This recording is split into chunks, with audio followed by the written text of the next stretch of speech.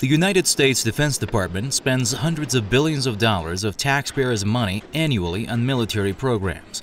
The Pentagon heavily depends on military contractors to acquire various types of weapons, hardware, and support services.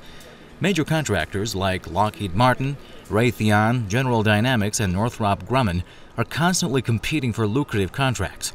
Such weapons manufacturers have powerful lobbies in Congress and in the highest levels of U.S. government.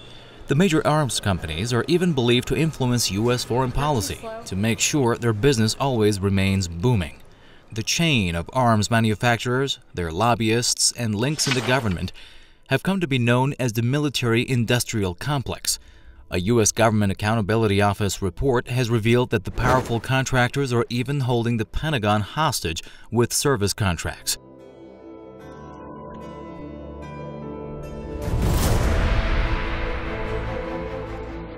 The report has focused on America's F-35 fleet as a case in point.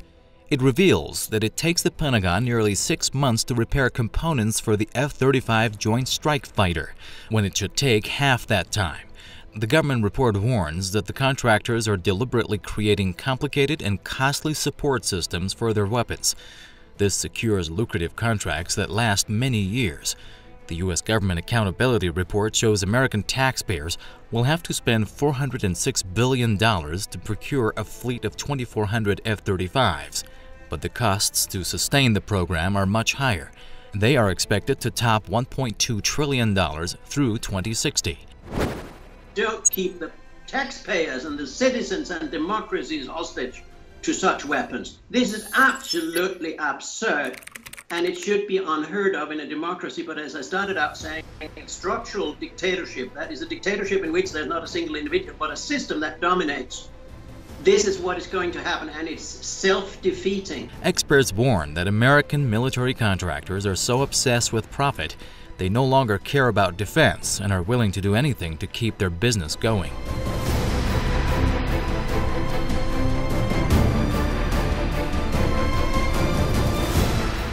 The military contractors' manipulative methods are not limited to the arms industry. They spend heavily to direct aggressive foreign policies to keep the U.S. war machine up and running. That's because every new conflict in the world that involves the United States means bumper orders for major arms contractors.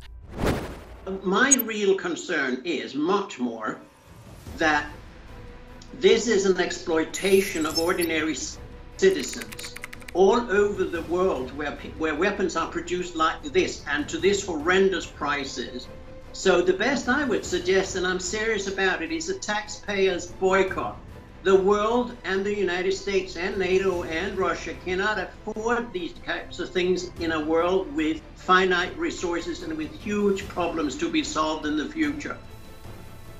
The U.S. military-industrial complex is said to have bribed and bought top U.S. politicians. Some American wars around the world which left thousands of people dead are suspected to have been started and perpetuated only because the military-industrial complex needed them to survive. The invasion of Iraq and the war in Afghanistan are some of the instances. Ongoing U.S. provocations on the Korean Peninsula is another case in which regional countries like Japan and South Korea keep buying expensive American weapons systems. The dangerous trend threatens to trigger new conflicts and further undermine global security.